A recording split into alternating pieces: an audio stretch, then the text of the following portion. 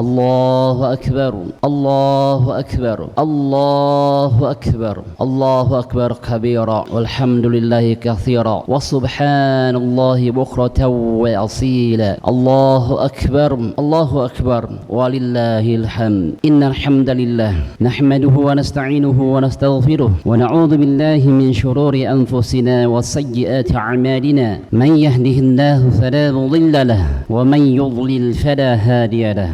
Asyhadu an la ilaha illallah wahdahu la syarika lahu wa asyhadu anna Muhammadan 'abduhu wa rasuluh. Ya ayyuhan nasu ittaqu rabbakumul ladzi khalaqakum min nafsin wahidah wa khalaqa minha zawjaha wa batha minhuma rijalan katsiran wa nisaa'a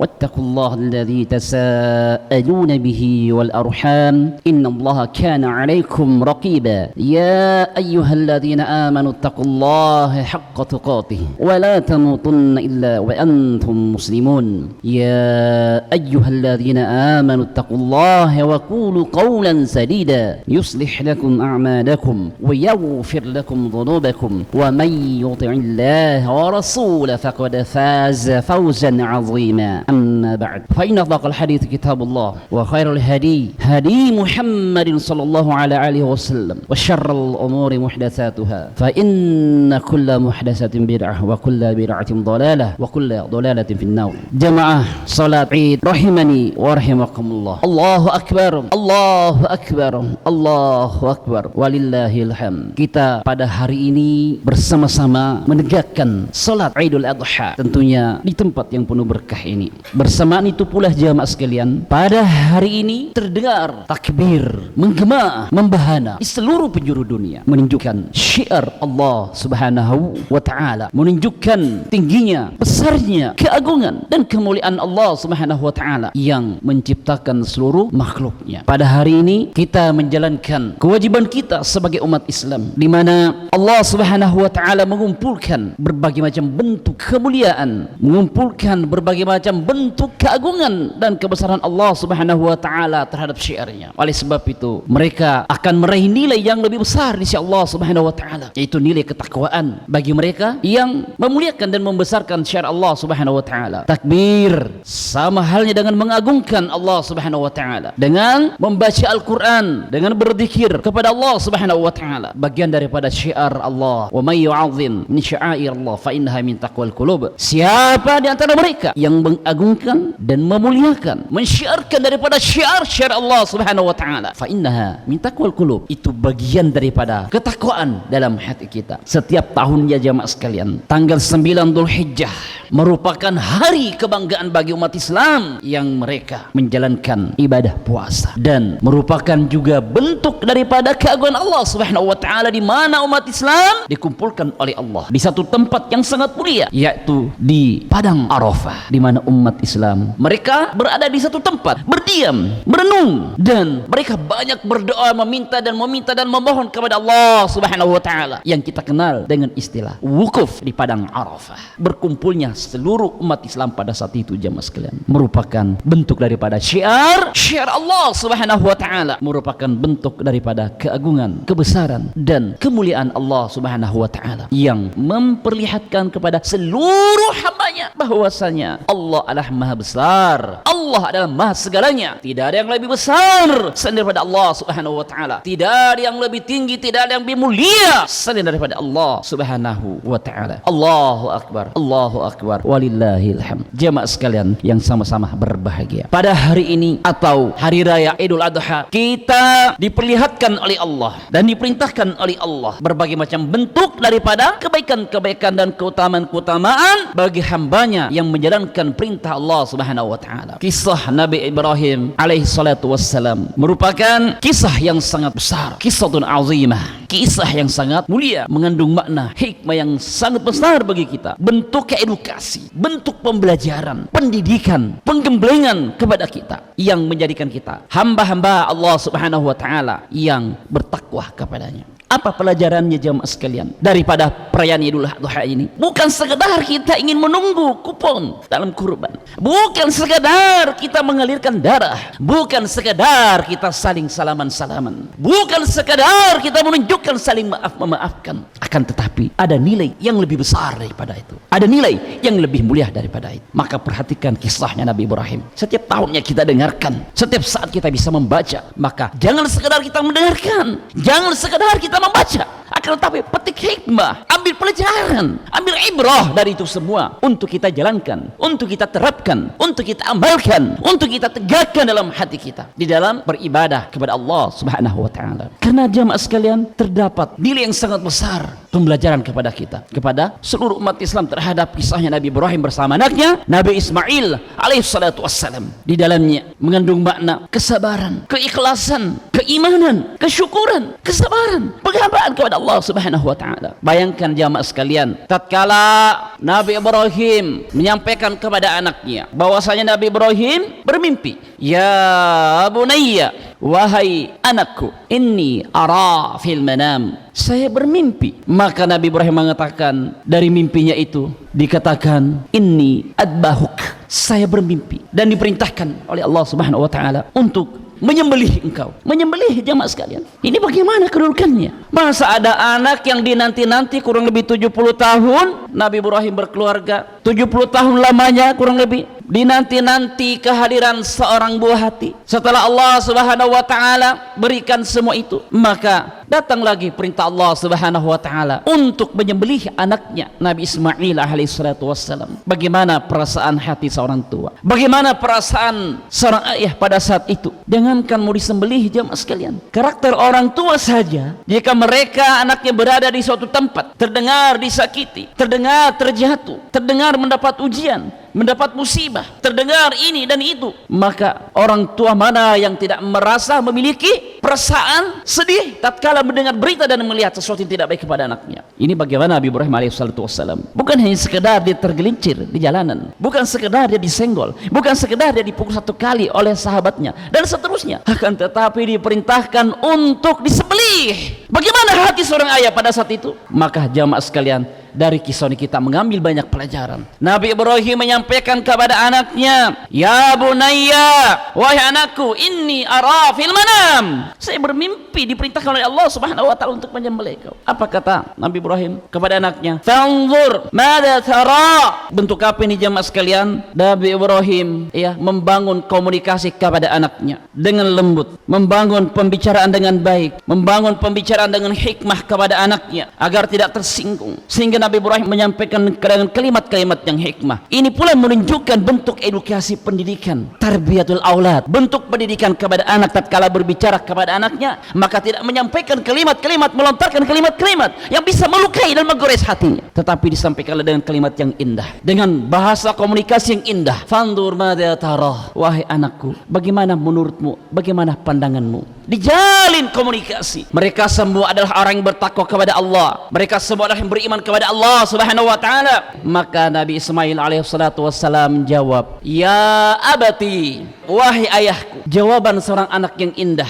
bukan jawaban oleh seorang anak yang menghardik orang tuanya dengan kata-kata kasar, dengan kata-kata keras, apalagi langsung memanggil namanya sebagaimana kebiasaan anak-anak pada saat sekarang ini, memanggil nama orang tuanya langsung dengan namanya, meneriaki orang tuanya dengan gelar-gelar yang tidak baik. Perhatikan pendidikan, pembelajaran yang indah kalimatnya Nabi Ismail alaihissalatu wassalam, "Ya abati," wahai ayahku. Dalam ilmu ini jamaah sekalian, lisannya orang Arab, kata "ya abati" itu merupakan kalimat yang paling sopan akhlaknya, yang paling baik adabnya dalam berkomunikasi, cara memanggil orang tua. "Ya abati fa'al," wahai ayahku. Wahai ayahku, kata Nabi Ismail alaihissalatu wassalam, kerjakanlah, laksanakanlah ma tu'mar, apa yang diperintahkan oleh Allah Subhanahu wa taala. Tidak mengapa, kata Nabi Ismail, "Satajiduni insyaallah minas sabirin." Dengan langkah yang engkau lakukan ini perintah dari Allah Subhanahu wa taala, maka dengan hikmah ini mengambil pelajaran, saya akan menjadi hamba-hamba yang memiliki sifat kesabaran di sisi Allah Subhanahu wa taala. Maka jemaah sekalian, di sini kesabaran mereka diuji oleh Allah Subhanahu wa taala. Dan ujian yang paling terbesar, yang paling terhebat, yang paling terdahsyat, tidak ada mengalahkan ujiannya orang-orang yang salih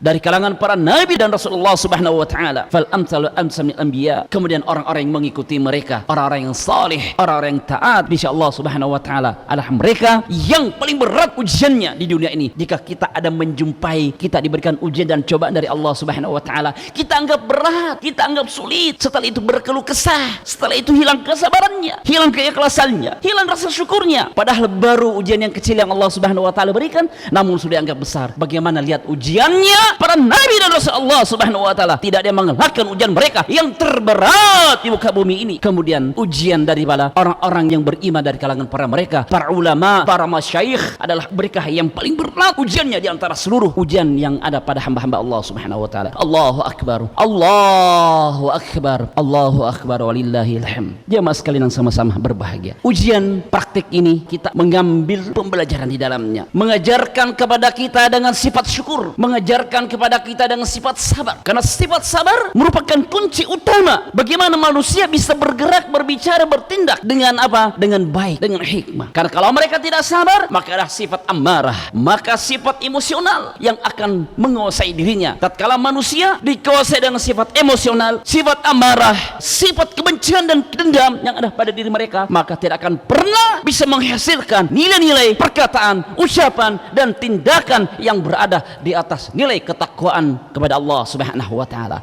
Maka ambillah jemaah sekalian prinsip, karakteristik, pembelajaran dari kisah Nabi Ibrahim alaihissalatu wassalam, bagaimana mengajarkan kepada kita dengan sifat yang sabar, bagaimana mendapatkan ujian dari Allah Subhanahu wa taala. Kapan itu sabar? Kita mulai jemaah sekalian, sabar itu adalah awal daripada kita tertimpa musibah, tertimpa ujian dan cobaan dari Allah Subhanahu wa taala. Seketika itu kita langsung tenang, seketika itu kita bisa damai, bisa sejuk, tidak panik, tidak gelisah, tidak meronta-ronta, tidak marah, tidak memprotes Allah Subhanahu wa taala dengan ujian dan cobaan yang Allah berikan kepada kita. Disitulah sifat sabar yang harus kita miliki. Adapun jika kita diberi ujian oleh Allah Subhanahu wa taala, sudah berlalu 1 bulan, 2 bulan, 3 bulan, setelah itu dan seterusnya, baru mengatakan insya Allah saya akan sabar, itu bukan sabar namanya, karena sudah berlalu semua jemaah sekalian. Oleh sebab itu, lihat orang-orang yang bersabar dari kalangan para nabi dan Rasul Allah Subhanahu wa taala. Mereka tahu betul kenapa kesabaran itu memiliki pahala yang sebesar di sisi Allah Subhanahu wa taala. Itulah para nabi dan Rasul Allah Subhanahu wa taala. Kemudian jemaah sekalian, bagaimana pendidikan dari karakter Idul Adha mengajarkan kepada kita untuk bersyukur kepada Allah Subhanahu wa taala. Itulah implikasi, itulah intisari daripada perayaan kurban pada saat kita mengalirkan darah, mengajarkan membentuk karakter iman, karakter tauhid kita kepada Allah Subhanahu wa taala, menjadikan kita hamba-hamba Allah Subhanahu wa taala yang pandai bersyukur. Oleh sebab itu, pada saat kita mengalirkan darah, maka darah itu tidak sampai kepada Allah Subhanahu wa taala. Daging yang kita berikan itu tidak akan sampai kepada Allah Subhanahu wa taala. Tulang belulang yang kita potong tidak akan sampai kepada Allah Subhanahu wa taala. La yanalallahu luhubuha wala rimauha walakin yanalallahu taqwa minkum. Sungguh kata Allah Subhanahu wa taala, darah yang kau alirkan, yang kau sembelih, daging tulang itu tidak akan sampai kepada Allah Subhanahu wa taala. Lantas yang mana sampai kepada Allah Subhanahu wa taala jemaah sekalian? Kata Allah Subhanahu wa taala, ya walaki yanalullahu taqwa, akan tapi hanya takwa yang sampai kepada kalian. Nilai ketakwaan kita kepada Allah Subhanahu wa taala itu yang akan sampai kepada Allah Subhanahu wa taala, yang mengajarkan kita pandai bersyukur kepada Allah Subhanahu wa taala. Itu ada esensi daripada ibadah kita. Karena antara syukur dan keimanan kepada Allah Subhanahu wa taala ini harus menyatu di dalamnya. Bukanlah orang yang bersyukur jika hanya bisa lisannya mengatakan alhamdulillah, belum cukup, belum sampai kadarnya. Kenapa? Kata Ibnu Taimiyah rahimahullah, kata syukur adalah asyukru. Kata syukur itu dikatakan asyukru bil qalbi, bil lisan, al jawarih, wal ham wa la yakunu illa bil lisan. Sementara syukur itu dikatakan adalah tatkala kita mengucapkan sampai ke relung hati kita yang paling dalam dengan apa? Ketauhidan kita kepada Allah Subhanahu wa taala. Dilaksanakan, dijalankan dengan apa? Lisan kita, perbuatan kita. Itulah makna daripada syukur. Adapun kata alhamdulillah, mungkin manusia semua mampu mengucapkan, melafalkan kata alhamdulillah, akan tetapi nilai wujudnya adalah dari hati mereka, apakah dia mampu mewujudkan benar-benar kesyukurannya karena Allah Subhanahu wa taala. Oleh sebab itu jemaah, kita berkurban, maka jadikan kurban itu betul-betul karena Allah Subhanahu wa taala, ketakwaan kepada Allah Subhanahu wa taala. Jangan kita merasa berbangga jemaah sekalian dengan apa yang kita miliki, apalagi kita ingin mengatakan saya berkurban sekian sekian, ya saya mengalirkan darah sekian, yang terbesar, yang terini, dan seterusnya. Hati-hati jamaah sekalian, jangan sampai ucapan kita ini merusak nilai pahala dari kurban kita, merusak esensi daripada kurban kita. Jadikanlah kurban kita yang dikatakan oleh Allah Subhanahu wa taala, yang akan sampai itulah nilai ketakwaan kita kepada Allah Subhanahu wa taala, bukan bentuk daripada harta-harta yang kita perlihatkan pada manusia dengan banyaknya dan seterusnya. Akan tetapi bagaimana nilai ketakwaan itu betul-betul bisa menetap di dalam hati dan jiwa kita, agar senantiasa kita menjadi hamba-hamba Allah Subhanahu wa taala yang bertakwa kepada Allah Subhanahu wa taala. Allahu akbar walillahil hamd. Terakhir jamaah sekalian, esensi daripada ibadah kita ini melahirkan nilai tauhid yang besar di sisi Allah Subhanahu wa taala. Kita lihat pada saat ini umat Islam, mereka semua mengucapkan kalimat labbaik Allahumma labbaik, labbaik la syarika lak labbaik, innal hamda wan ni'mata. Di mana kalimat lafal ini jamaah sekalian kita katakan labbaik Allahumma labbaik, aku penuhi panggilanmu ya Allah, aku penuhi panggilanmu ya Allah. Karena orang yang berumrah, orang yang berhaji adalah pilihan Allah Subhanahu wa taala. Orang yang berumrah, orang yang berhaji adalah tamu Allah Subhanahu wa taala, yang menjadi tamu-tamu khusus Allah Subhanahu wa taala. Maka pada saat itu jamaah sekalian, tatkala kita mendapatkan panggilan oleh Allah Subhanahu wa taala untuk berumrah, untuk berhaji, maka kita katakan labbaik Allahumma labbaik, ya Allah saya penuhi panggilanmu ya Allah, labbaik la syarika lak labbaik. Intinya jemaah sini, pahami apa kita berumrah atau kita berhaji, maka lihat kalimat ini jemaah sekalian, labbaik Allahumma labbaik, labbaik